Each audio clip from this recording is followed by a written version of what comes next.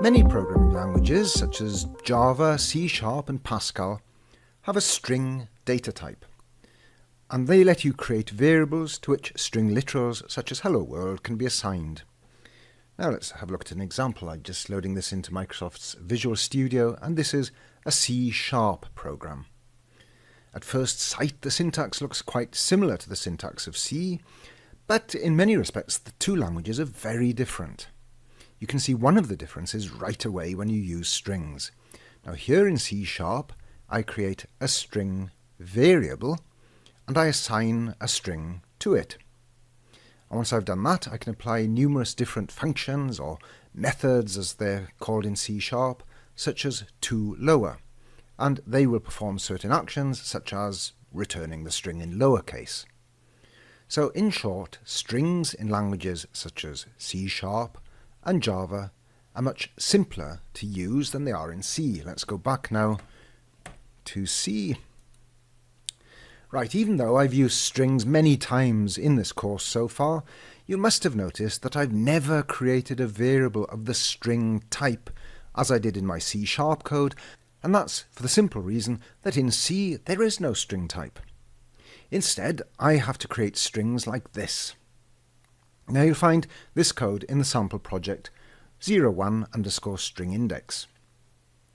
Remember that in C, a string is always terminated by a null character. It turns out when you initialize a string at the time of its declaration, as I've done here, a null terminator is added for you automatically. But be careful. The first null character found in a string is going to be treated as the end of that string.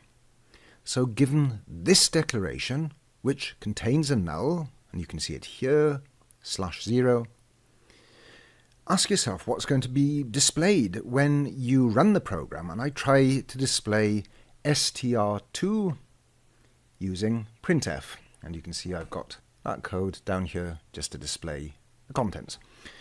So let's find out. If I run it, and here you can see the results. Right down at the bottom here are these two lines executed, printf for str1 and str2, and they display hello and goodbye. But to remind you, str2 was declared as goodbye world, or it was goodbye world with this null character between the two of them. Now the null character here has been treated as the end of the string marker.